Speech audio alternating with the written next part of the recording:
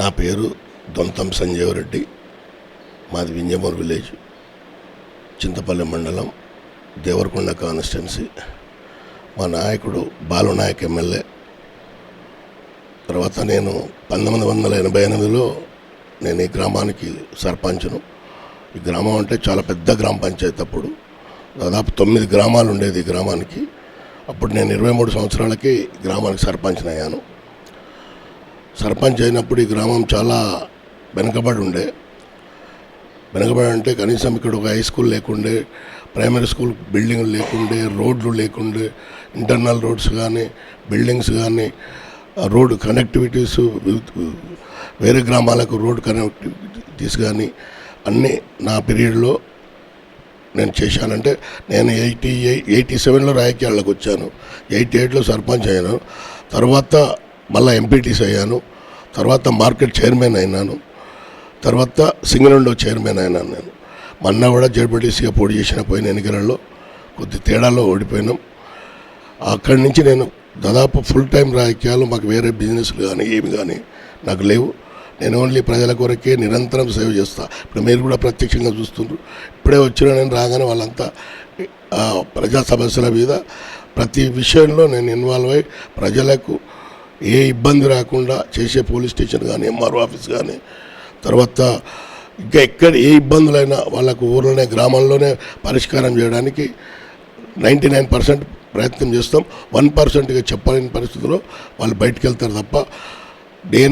నేను సర్పంచ్ అయినప్పుడు ఈ గ్రామంలో పెద్ద కమ్యూనిస్టులకు, కాంగ్రెస్లకు చాలా గొడవలు ఉంటుండేది. అటువంటి గొడవలు లేకుండా చింతపల్లి పోలీస్ స్టేషన్లో, వింజమూరు అంటేనే చింతపల్లి పోలీస్ స్టేషన్ ఉండేది అప్పుడు. ఇప్పుడు చింతపల్లికి వింజమూరుకి వెళ్ళి ఎక్కువ కేసు పోకుండా ఉండేదంటే ఇప్పుడు వింజమూరే ఉంది. కాబట్టి అటువంటి డెవలప్మెంట్ చేశాను. నేను కూడా మాకు రాజకీయాలలో, మా నాయన కూడా రాజకీయాలలో ఉండే, మా కుటుంబం మొత్తం రాజకీయాలలో. మా నాయన గారిని కూడా 1987లో కమ్యూనిస్టులు మర్డర్ చేసి ఉంటారు. అప్పటి నుంచి నేను 87 నుంచి రాజకీయాలలో ఉన్నాను. అప్పటి నుంచి ఇప్పటి వరకు గ్రామం ప్రశాంతం.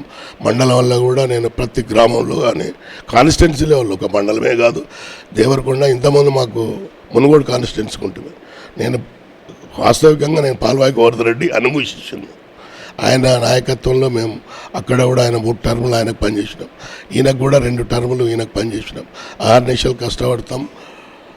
మొన్న కూడా ఈయన గెలుపు కొరకు మేము మా పార్టీ కార్యకర్తలను కానీ, మండలంలో కానీ, కాన్స్టిట్యున్సీ లెవెల్ కానీ అందరిని ఏకతాటికి తెచ్చి, చాలా మా నాయకుని దగ్గర కొన్ని ఆర్థిక ఇబ్బందులు ఉన్నాయని ఎదుటివాడు ప్రచారం చేసిన ఆర్థిక ఇబ్బందులు అన్నీ అధిగమించి మేము చాలా పనిచేసి మా బాలునాయకుని గెలిపించడం జరిగింది.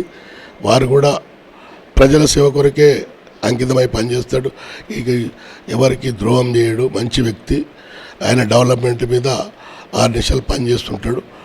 కానీ మాకేందంటే ఒక ఇబ్బంది ఏంటంటే, మేము రాజకీయాలకు వచ్చిన కాడి నుంచి ఎప్పుడు గవర్నమెంట్ ఉంటుంది, కానీ మాకు దురదృష్టం ఏంటంటే మంత్రి పదవో లేకపోతే ఏదో రాక ఈ కాన్స్టిట్యున్సీ డెవలప్ కాలేకపోతుంది.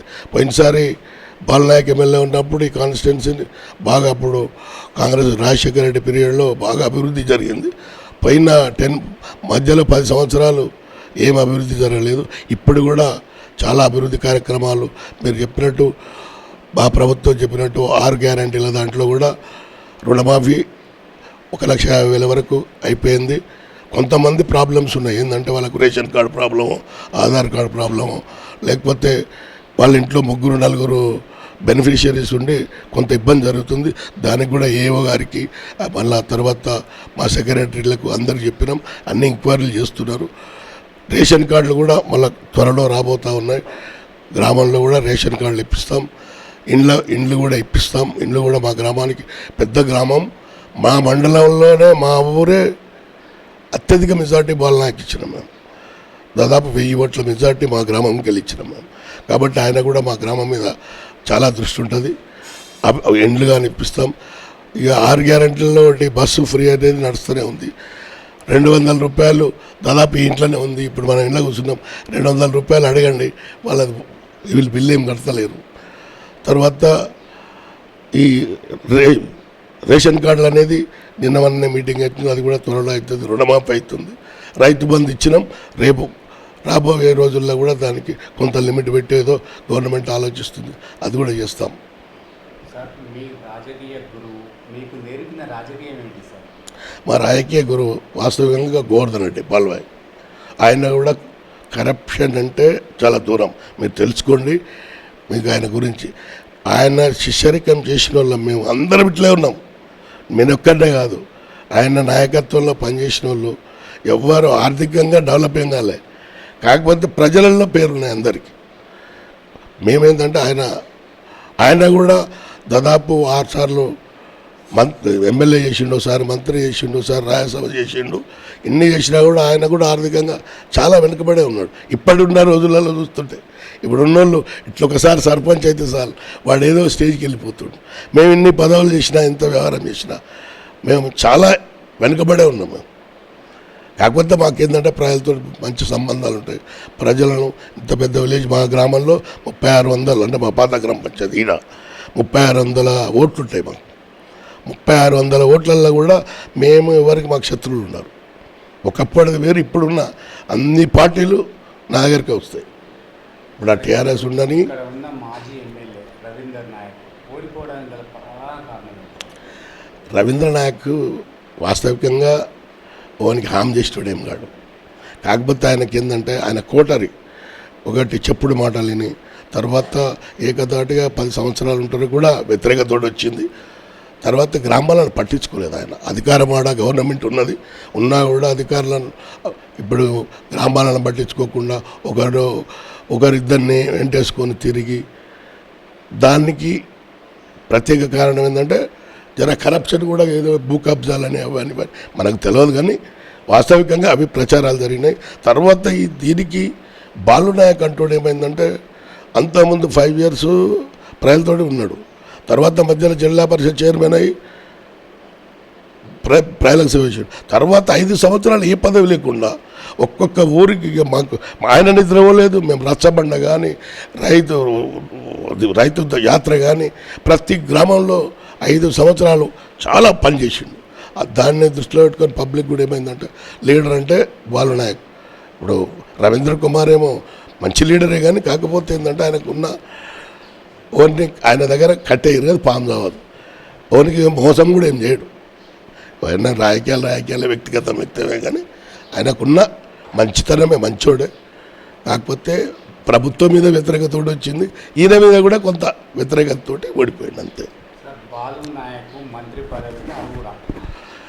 ఇప్పుడు వాస్తవికంగా అర్హుడు కాకపోవడం ఏంది, ఇప్పుడు ఎస్టీలకు ఇంతవరకు ఎవరికి ఇవ్వలేదు మంత్రి పదవి.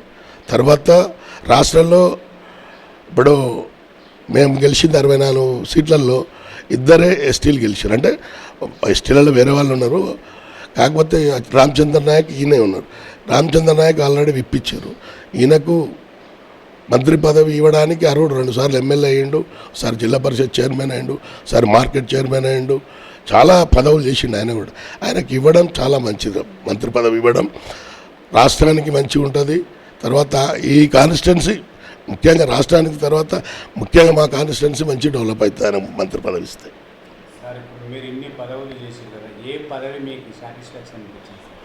ఏ పదవైనా సర్పంచ్ అంటే ప్రతి ఒక్కటి ప్రజలతో సంబంధాలు ఉంటాయి. తర్వాత ఏం చేసినా నేను చేసినా చెప్పుకోవచ్చు. ఇప్పుడు నేను ఎంపీటీసీ చేస్తే ఏముంటుంది, సర్పంచ్ కింద పని చేయాల్సిందే. తర్వాత మార్కెట్ చేసిన అదో ప్రోటోకాల్ ఉండదు, ఏముండదు. సింగనూడ చైర్మన్ చేస్తే ఏముంది, అదో బ్యాంకు వ్యవహారం, అదంతా కథ వేరే ఉంటుంది. సర్పంచ్ మెయిన్ కాన్స్టిట్యున్సీకి ఎమ్మెల్యే ఎంతనో గ్రామానికి సర్పంచ్ అంత. నేను చేయను సార్ అది. ఎందుకు చేయనంటే నేను ఆల్రెడీ ఇన్ని పదవులు చేసిన. మళ్ళా గ్రామంలో పోయినసారి నేను జడ్పీటీసీగా పోటీ చేసిన. జడ్పీటీసీ పోటీ చేసి పోయినసారే ఉండే నాకు అవకాశం పోటీ చేయాలనుకుంటే ఓ బీసీ క్యాండిడేట్ పెట్టి నిలబెట్టాం. కొద్ది తేడాలు అది కూడా పోయింది.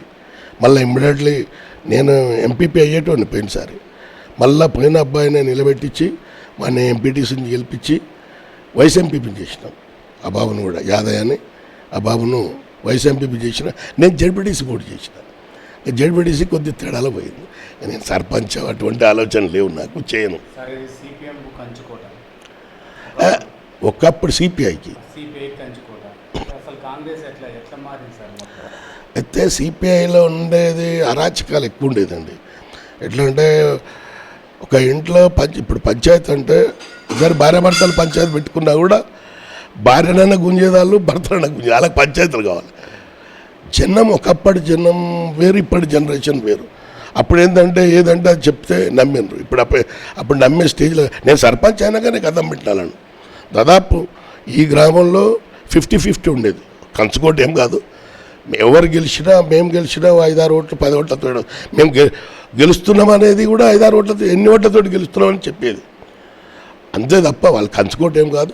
తర్వాత నేను గెలిచినాక ప్రతిదీ అన్నీ ఇట్లే అభివృద్ధి, ఏమైనా పంచాయతీలు వచ్చినా నేను పార్టీ చూడకుండా వ్యక్తిగతంగా నేను మా ఫాదర్ని చంపినా కూడా వాళ్ళను నేను ఏం చేయకుండా వాళ్ళే రియలైజ్ అయ్యి వాళ్ళే కథమయ్యారు తప్ప మనం వాళ్ళని ఏం చేయలేదు. పబ్లిక్లో ఓ మార్పు అనేది వచ్చింది. మార్పు ఎట్లా వచ్చిందంటే దీంతో అది ఓ గవర్నమెంట్ ఉండదు, ఓ ఎమ్మెల్యే గెలవడు, తర్వాత వీళ్ళతోటి ఏది కాదు, ఎంతసేపు ఉన్న పంచాయతీలు గ్రామాల్లో అరాచకాలు ఉంటాయని పబ్లిక్ చేంజ్ అయిపోయారు అంతే. సార్ ఇప్పుడు సర్పంచ్ ఎన్నికలు వస్తున్నాయి, మీరు ప్రజలకు ఏం చెప్పదలుచుకున్నారు? ఇంకోటి స్పెషల్ ఆఫీసర్ లేక అది ఒకటి సార్, వాస్తవం చెప్తున్నాం. మేము కూడా అదే ఇప్పుడు కూడా లైన్మెన్ తోటి సెక్రటరీ తోటి మాట్లాడినాం ఇప్పుడే. వాస్తవికంగా సర్పంచ్లు ఉండాలి సార్, ఎందుకంటే ప్రజాప్రతినిధులు ఉంటే పబ్లిక్ కూడా ప్రజాప్రతినిధిని అడగలుగుతారు. 24 గంటలు అందుబాటులో ఉంటాడు కాబట్టి ప్రజలు అడగలుగుతారు. మళ్ళీ అదే సెక్రటరీని ఏమని అడుగుతారు, ఏమనంటే నా దగ్గర నిధులు లేవంటాడు. వాస్తవికంగా వాళ్ళకి నిధులు ఏం రాలేదు, నిన్నమని వచ్చినట్టునే. ఇప్పుడు లైట్ పోయినా, ఓ మోరి ఖరాబ్ అయినా, ఓ మోటార్ ఖరాబ్ అయినా చేయాలంటే వాళ్ళు కూడా సెక్రటరీకి ఇబ్బంది ఉన్నది. సర్పంచులు తొందరనే అయిపోతాయి, 2-3 మంత్స్లో కూడా అయిపోతాయి అనేది మా ఆశాభావం ఉంది.